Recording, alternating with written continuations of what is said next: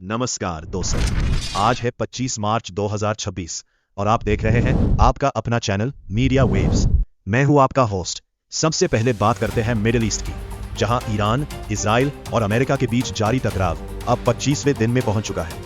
हालात लगातार बिगड़ते जा रहे हैं और पूरे क्षेत्र में तनाव चरम पर है। इस पूरे विवाद की शुरुआत 28 फरवरी को हुई थी, जब अमेरिका और इजराइल ने मिलकर ईरान पर बड़े पैमाने पर एयर स्ट्राइक किए थे। इसके बाद ईरान ने जवाबी कार्रवाई करते हुए मिसाइल और ड्रोन हमले शुरू कर दिए और देखते ही देखते ये संघर्ष पूरे क्षेत्र में फैल गया। अब इस वक्त की सबसे बड़ी अपडेट, अमेरिका के पूर्व राष्ट्रपति डोनाल्ड ट्रंप ने दावा किया है कि ईरान और अमेरिका के बीच बातचीत की कोशिशें चल रही हैं और हालात को नियंत्रित करने की कोशिश की जा रही है। उन्होंने यह भी कहा कि कुछ हमलों को फिलहाल रोका गया है ताकि बातचीत का रास्ता खुला रह सके, लेकिन ईरान ने इन दावों को सिरे से खारिज कर दिया है। ईरान का कहना है कि कोई बातचीत नहीं हो रही और अमेरिका दबाव बनाने के लिए ऐसे बयान दे रहा है। यानी एक तरफ बातचीत की बात और दूसरी तरफ जमीन पर लगातार हमले जारी। पिछले 24 घंटों में हालात और ज्यादा बिगड़े हैं। इजराइल और अमेरिका ने ईरान के कई सैन्य ठिकानों और कमांड सेंटर को निशाना बनाया है। वहीं तेहरान के कई इलाकों में बिजली गुल होने की खबरें भी सामने आई हैं। दूसरी ओर ईरान ने भी जवाबी कार्रवाई तेज कर दी है। इजराइल के कई शहरों पर मिसाइल और ड्रोन हमले किए गए हैं, जिसमें तेल अवीव के कुछ हिस्सों को नुकसान पहुंचने की खबर है। रिपोर्ट्स के मुताबिक सभी हमलों को रोक पाना मुश्किल होता जा रहा है। इस बीच लेबनान बॉर्डर पर भी तनाव बढ़ गया है, जहां हिजबुल्लाह और इजराइल के बीच झड़पें तेज हो गई हैं। इस युद्ध का असर अब पूरी दुनिया पर दिखने लगा है। हॉर्मुज जलगमरू मध्य में जहाजों की आवाजाही प्रभावित हुई है, जिससे तेल की सप्लाई पर असर पड़ा है। अंतरराष्ट्रीय बाजार में तेल की कीमतों में तेजी देखी जा रही है, जिसका सीधा असर आम लोगों पर पड़ सकता है।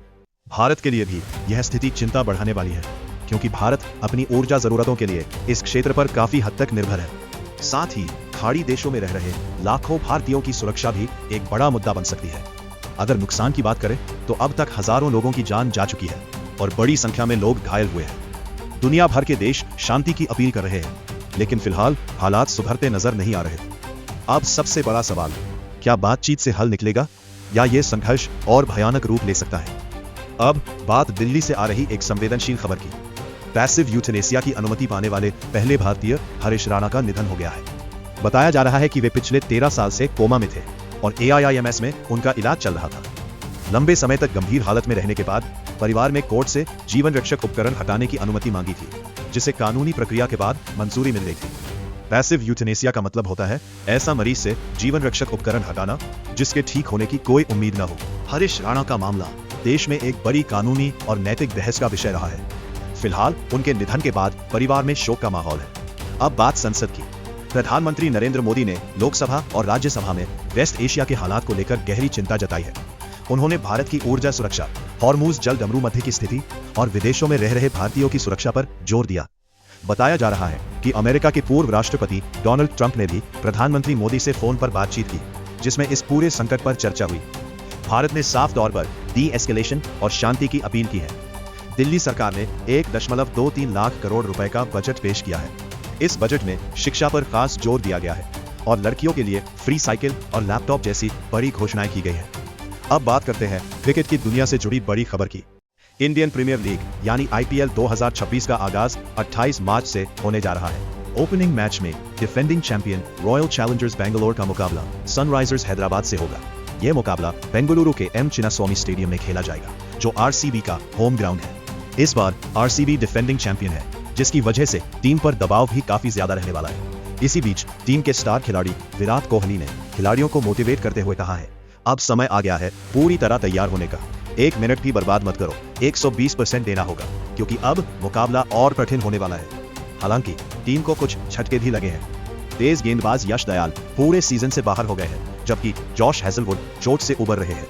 इसके बावजूद टीम ट्रेनिंग में जोरदार तैयारी कर रही है और खिलाड़ियों की फिटनेस पर खास ध्यान दिया जा रहा है। इस बीच एक भावुक पहल भी देखने को मिली है। स्टेडियम में हाल ही में हुई स्टैम्पीड घटना के पीड़ितों के सम्मान में 11 सीटें खाली रखी जाएंगी और खिलाड़ी ब्लैक आर्म बैंड पहनकर मैदान में उतरेंगे। वहीं board of control for cricket in India यानी BCCI आज कैप्टन्स मीटिंग आयोजित कर रहा है, जिसमें इंपैक्ट प्लेयर नियम और बैच चेक जैसे अहम मुद्दों पर चर्चा की जाएगी। अब बात करते हैं शेयर बाजार से जुड़ी बड़ी खबर की।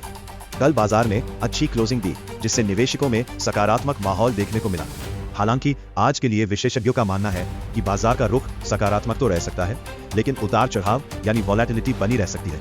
ऐसे में निवेशकों को सावधानी के साथ फैसले लेने की सलाह दी जा रही है। वहीं कीमती धातुओं की बात करें तो कल सोने और चांदी की कीमतों में गिरावट दर्ज की गई। अंतरराष्ट्रीय बाजार के प्रभाव और डॉलर की मजबूती इस गिरावट की मुख्य वजह मानी जा रही है। विशेषज्ञों के मुताबिक आने वाले दिनों में कीमतों में और उतार चढ़ाव देखने को मिल सकता है। अब बात उत्तर प्रदेश से। राज्य में निवेश को बढ़ावा देने के लिए निवेश मित्रा 3.0 जल्द लॉन्च किया जाएगा। इस पोर्टल के जरिए निवेशकों को एक ही प्लेटफॉर्म पर कई सुविधाएं उपलब्ध कराई जाएंगी, जिससे निवेश प्रक्रिया आसान और तेज हो सकेगी। सरकार का मानना है कि इस पहल से राज्य में निवेश को बढ़ावा मिलेगा और रोजगार के नए अवसर भी पैदा होंगे। अब बात करते हैं आज के राशिफल की। आज बुधवार है और चैत्र शुक्ल पक्ष की सप्तमी तिथि है।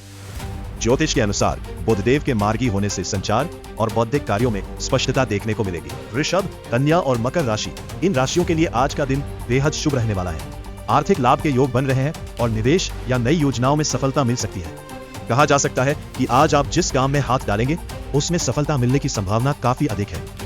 मेष राशि के जातकों के लिए आज का दिन थोड़ा चुनौतीपूर्ण रह सकता है। काम में दूसरों का हस्तक्षेप बढ़ सकता है और मन थोड़ा विचलित रह सकता है। ऐसे में धैर्य बनाए रखना बेहद जरूरी होगा। सभी राशियों के लिए संकेत आज नए अवसर सामने आ सकते हैं, लेकिन रिश्तों और बातचीत में सावधानी बरतने की जरूरत है। टैरो संकेत देते हैं कि कुछ लोगों को आर्थिक लाभ हो सकता है, जबकि कुछ को सोच समझकर कदम उठाने की सलाह दी जा रही है। अब बात राजधानी दिल्ली के मौसम की। आज दिल्ली में मौसम गर्म और साफ रहने वाला है। दिन में तेज धूप रहेगी और गर्मी का असर साफ महसूस होगा। अधिकतम तापमान करीब 32 से 35 डिग्री सेल्सियस के बीच रहने का अनुमान है, जबकि न्यूनतम तापमान 22 से 24 डिग्री के आसपास रहेगा। ह्यूमिडिटी यानी नमी का स्तर 40 से 70% के बीच रह सकता है और फिलहाल बारिश की कोई संभावना नहीं है। आने वाले दिनों में गर्मी और बढ़ने के संकेत मिल रहे हैं। ऐसे में बाहर निकलते समय पानी साथ रखें और दोपहर की तेज धूप से बचने की सलाह दी जाती है। तो दोस्तों, फिलहाल के लिए बस इतना ही। देश और दुनिया की हर बड़ी खबर से अपडेट रहने के लिए जुड़े रहिए आपके अपने चैनल मीडिया वेव्स के साथ। अगर आपको ये वीडियो पसंद आया हो तो इसे लाइक करें, शेयर करें और चैनल को सब्सक्राइब करना बिल्कुल न भूलें। साथ ही बेल आइकन जरूर दबाएं ताकि हर ताजा खबर आप तक सबसे पहले पहुंचे। मैं हूं आपका होस्ट, आपसे मिलता हूं अगली वीडियो में। धन्यवाद।